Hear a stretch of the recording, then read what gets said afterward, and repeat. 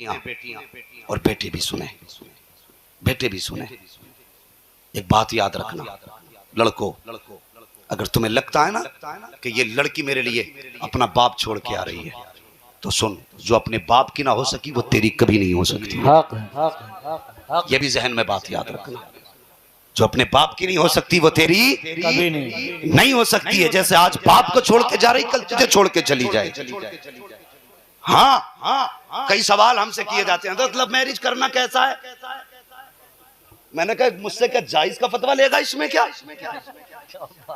मैं इस तरह के टॉपिक पे गुफ्तगू नहीं करना चाहता, लेकिन तकलीफ होती है, ये बातें कानों तक आती हैं।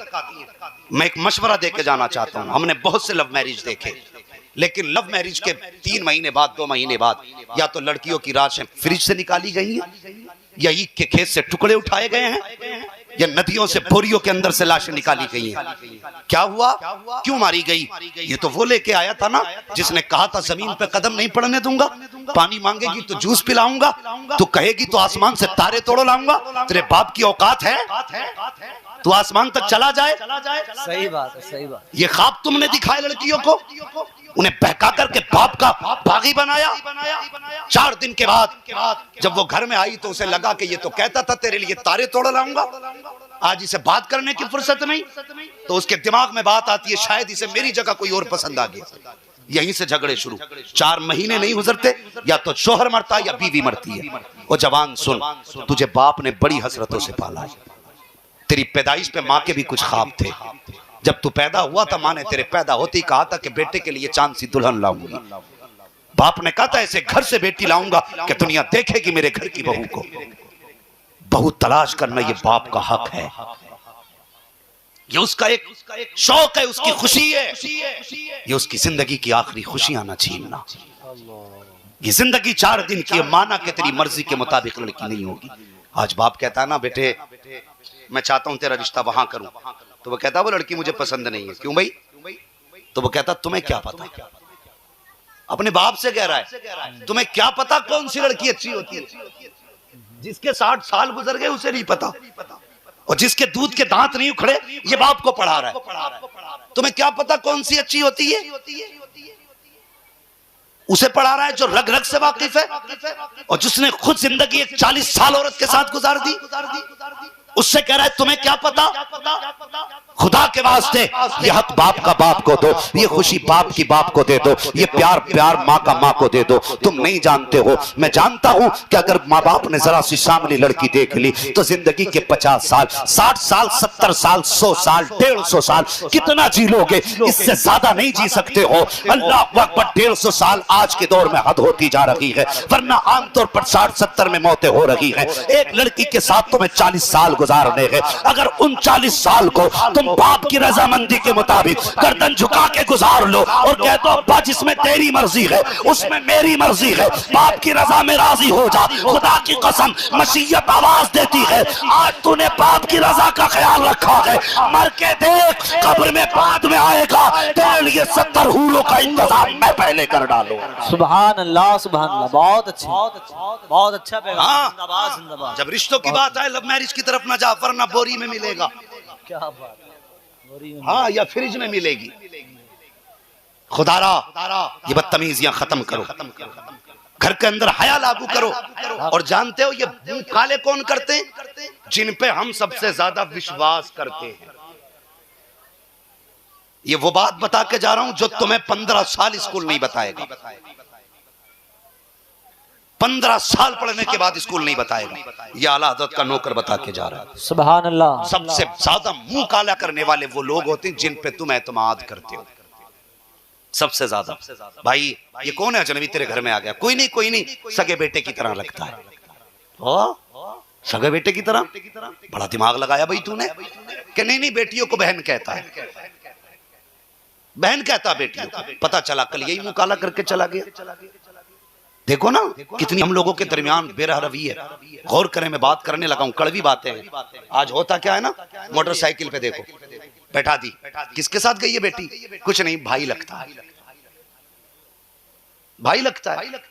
वाह जी, मोटरसाइकिल की सीट कितनी बड़ी है, कितना भी बचना चाहो तब भी बदन टच हो सकता है। कितनी भी एहतियात करो तो बदन से बदन लग सकता है।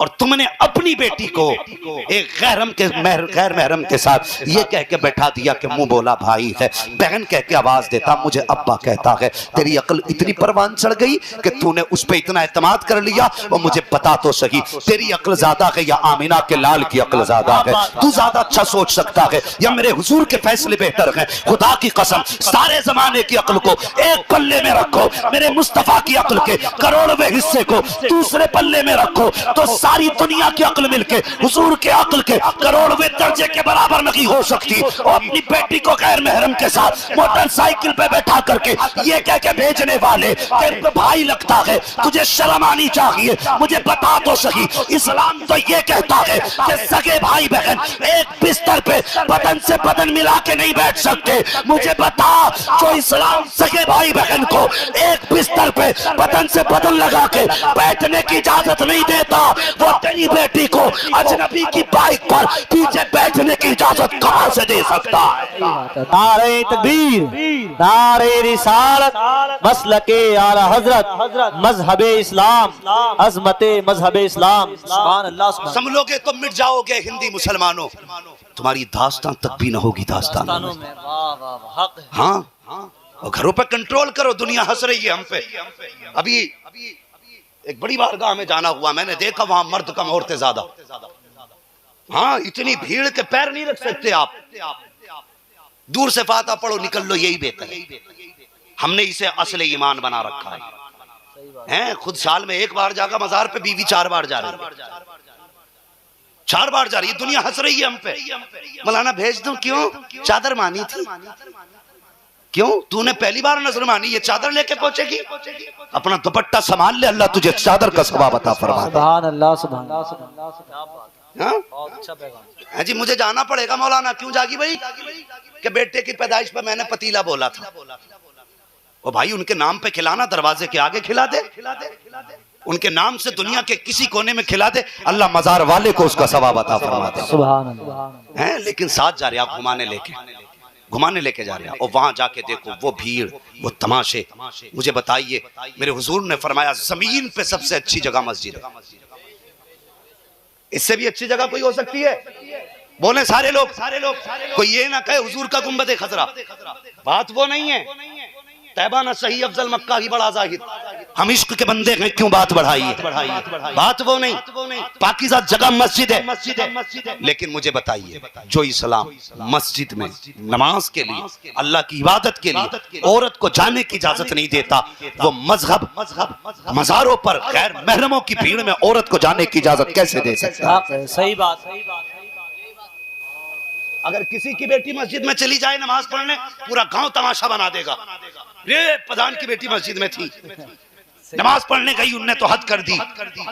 मस्जिद में नमाज पढ़ने चली जाए तो शोर हो जाता, तेरी मजार पे चक्कर लगाए तो पता ही नहीं चलता। कुछ दिमाग से भी सोचा करो। अगर इस्लाम मस्जिद की इजाजत नहीं दे सकता औरत की इज्जत की बका के लिए, तो मजार पे जाने की इजाजत किसने दी? बेटियों को घर में रखो, इन्हें मुस्तफा का दीन सिखाओ, हुजूर की सीरत सिखाओ, कनीज़े फातिमा ज़हरा बनाओ बेटियों को। मैं अर्ज कर रहा था, मौला कायनात, मौला अली का दौर है। मुझे मालूम है ज़्यादातर मेहनती लोग हैं, मजदूर लोग हैं, किसान लोग हैं, और सुबह जल्दी उठ के जाना। मैं बिना वक्त ज़ाय किए गुफ्तगू कर रहा हूँ, बस कुछ देर और बर्दाश्त कर लें। इंशाअल्लाह मैं घंटे भर में बात खत्म कर लूंगा। घंटे भर में, अब से घंटे भर में, अब से 10 मिनट इंशाअल्लाह। जरा कह दें या रसूल अल्लाह, अल्लाह सलामत रखे। हाँ, और एक बात मैं बता दूं, अपना मिजाज ये नहीं है कि अमीरों की महफिल अच्छी लगती है। अपना मिजाज एक ये है कि हमें तो आशिकों की महफिल अच्छी लगती है। आशिकों की महफिल अच्छी लगती है। मैं नहीं कहूंगा कि हाथ उठाए कौन सुनना चाहता है, वो हाथ उठाए जो नहीं सुनना चाहता। और मुझे पता है कि जितने आके बैठे सब हुजूर के इश्क में आके बैठे। क्या बात है, क्या बात। मुझे कौन सी मोहर लगवानी है आपसे? मोहर तो हुजूर ने ले ली ना, जिन्होंने अपनी महफिल में बैठा रखा है, जिसे चाहा दर पे बुला लिया, जिसे चाहा अपना बना लिया। ये बड़े कर्म के हैं फैसले, ये बड़े नसीब की बात। वाह वाह वाह। जितने आके बैठे, मेरे बुलाए से तो नहीं आए, और ना मेरी औकात में बुलाता तो आता। मैं तो इतना जानता हूँ, अगर अपनी बात करूँ ना तो बंदा 5 मिनट नहीं सुनेगा। लेकिन हुजूर की बात है, खुदा की कसम, इन बच्चों को देखो जिन्हें बिस्तर पे होना चाहिए था, अभी ये जलसे में बैठे हैं। आखिर क्या इन्हें नींद नहीं आती? ये आम बच्चों की तरह नहीं, ये भी आम बच्चों की तरह है, लेकिन हुजूर का इश्क है जो सोने नहीं दे रहा। सुभान अल्लाह, वाह वाह। हुजूर का प्यार है जो बच्चों को जाने नहीं दे रहा है। और हुजूर का इश्क है ना, जब उतरे तो चेहरे देख के नहीं उतरता, अगर वो उतरे तो पत्थर के जिगर में उतर जाए। क्या बात है, सुभान अल्लाह सलामत रखे, बस थोड़ी देर बर्दाश्त करें। और हुजूर ने मजदूर की कितनी इज्जत बढ़ाई है, कितनी इज्जत बढ़ाई है। बात याद आ गई तो ये भी कह जाऊं, कह दूं इजाजत हो तो। है गेहूं कटने लगे कि नहीं? अभी कितने दिन लग जाएंगे कटने में? 15 दिन के बाद लग गए है जी। बस बात सुन लो, याद आ गई। हाँ बात सुन ले, एक हंगामा महशर हो तो भूलूं उसको, सैकड़ों बातों का रह रह के ख्याल आता है। हाँ कुछ जमींदार लोग हैं ना, तो अभी कुछ दिन पहले लॉकडाउन गुजरा, तो जो मजदूर पेशा लोग थे ना बेचारे, ऐसे लोग जो रोज कमाते थे रोज खाते थे, तो वो जमींदारों के घर जाके कहते थे आज गन्ना नलवा लो हमसे, आज ईख कटवा लो हमसे, सही बात। प्रधान तुम्हारे गेहूं हम काट आए। तो प्रधान यूं करके बैठा, नहीं जब बताऊंगा तब जाना। और उसमें भी कुछ जालिमों ने हुजूर की उम्मत पे ये जुल्म किया कि मजदूरी आमतौर पे अगर 500 थी तो लॉकडाउन में लोगों ने 200 रुपए में लोगों से काम कराया। शर्म आनी चाहिए, हमने किसी की मजबूरी का फायदा उठाया। मैं कहता हूं गुलामी खत्म हो गई, लेकिन मिजाज आज भी बाकी है, आज भी बाकी है। किसी की मजदूरी मजबूरी का नाजायज फायदा ना उठा, वरना अल्लाह क़यामत में एक एक बाल का हिसाब लेगा। सही बात है, एक एक बाल का हिसाब। अगर मजदूरी 300 की कराई है तो 300 दे, मेहनत 500 की है तो 500 दे। अल्लाह अकबर। और देख तुझे क्या लगता है मजदूरों का कोई नहीं होता है, कमजोरों का कोई नहीं होता है? तू जमींदार है तो आज तेरी सब सुनेंगे, इनकी कोई सुनने वाला नहीं। खुदा की कसम कयामत का मैदान लगने नहीं दे, खुदा की कसम। जब यही मजदूर खड़े होंगे कहेंगे मालिक इसने उस दौर में जब बच्चे भूखे थे हमसे 500 की बजाय 200 में काम कराया था, उस दिन इनकी आवाज इतनी ऊंची हो जाएगी कि अमीरों की आवाजें गलों में दब के रह जाएंगी और इनकी आवाजें बिजली की तरह कड़केंगी। और रब फरमाएगा बोल मेरे बंदे, मुझे मेरी इज्जत की कसम है आज एक एक बाल का हिसाब पूरा किया जाएगा। इधर मजलूम बोलेगा, उधर रब बदला दिलाएगा। आज तेरे साथ 4 खड़े हैं, कयामत में कोई खड़ा नहीं होगा। याद रख मुस्तफा भी उतर जाएंगे जिधर उनके गरीब उम्मती चले जाए। सुभान अल्लाह। नारे तकबीर, नारे रिसालत, नारे हैदरी, मसलके आला हजरत, उलमाए अहले सुन्नत। सुभान अल्लाह, सुभान अल्लाह। हुजूर की बारगाह में एक मजदूर आ गए, मेहनत कश थे। ओ भाई मजदूर को इज्जत दिया करो, इसे हकीर ना समझा करो, इसे इज्जत की निगाह से देखा कर। ये नौकर नहीं है, इसे गुलाम की निगाह से न देख। अल्लाह अकबर। जानते हुजूर की बारगाह में एक आ गए सहाबी, हाथ पीछे थे। तवज्जो है ना सारे लोगों की? बात समझ रहे हैं ना? मुझे देखते भी रहे और सुनते भी रहे ताकि कुछ देखने में समझ में आए और कुछ सुनने में समझ में आए। बात याद हो जानी चाहिए। ये पसीना निकल रहा है ना, इसका कोई ना कोई सिला मिलना चाहिए, कोई ना कोई सिला मिलना चाहिए। और सिला यही होगा कि हुजूर तेरी मेरी हाजिरी कबूल कर लें। सुभान। बस सुने मेरी बात। आए ना तो हुजूर की बारगाह में सलाम किया और हाथ पीछे करके खड़े हो गए। मेरे हुजूर ने फरमाया मुसाफा नहीं करोगे? आंख में आंसू आ गए, रो के कहने लगे या रसूल अल्लाह मजदूर हूं ना, हाथ से ना मैं कुदाल चला के आया हूं, मेरे हाथ में ठेठे पड़ी हैं, आपके गुलाब जैसे हाथ, मेरे पत्थर जैसे हाथ। हुजूर डर है आपके हाथ में हाथ दूं कहीं आपके हाथों को तकलीफ ना हो जाए। मेरे हुजूर ने फरमाया जरा हाथ आगे तो कर। मजदूर थे ना, उन्होंने हाथ यूं आगे कर दिए। हुजूर ने उनके हाथों की ठेठे देखी, आंख में आंसू आ गए। फरमाने लगे मेरा जी चाहता है कि तेरे हाथों को चूम लूं। मजदूर को हकीर न समझना, इसे जलील मत समझना, इसे नीचा मत समझना। हुजूर कहते हैं मेरा जी चाहता है तेरे हाथों को चूम लूं। अल्लाह अकबर। गुलाम की चीख निकल गई। मेरे हुजूर ने दोनों हाथ अपने हाथों में थामे और कयामत तक आने वाले मजदूरों को ये पैगाम मोहब्बत हुजूर ने दिया था। फरमाते हैं अल कासिम हबीबुल्लाह, ओ लोगों जो मजदूरी करते हैं उन्हें हकीर ना समझना, बल्कि आका ने फरमाया अल कासिम हबीबुल्लाह, जो मेहनत करके खाते हैं वो खुदा के महबूब हुआ करते हैं। सुभान अल्लाह, सुभान अल्लाह। वाह वाह वाह, बहुत अच्छा। और आ रहा गेहूं कटाई का दौर, गेहूं कटाई का दौर आ रहा है। जमींदार सुने मेरी बात, हाथ नहीं उठवाऊंगा किसकी कितनी जमीन है, बस सुन ले मेरी बात। अंदाज़े बयां मेरा बहुत शौक नहीं है, शायद के उतर जाए तेरे दिल में मेरी बात। रमजान वो गेहूं कटाई का महीना आ रहा है, तो जब मजदूरी करने कोई जाए ना तेरे खेत में, तो ये मत कहना यार तेरी 4 ही तो पूली है, या 200 रुपए तो हैं, तू मांगने क्यों चलाया, 200 रुपये के लिए तूने मेरी बेइज्जती कर दी। ये कह के उसे ताना मत देना। तुम किसी के घर का हाल नहीं जानते।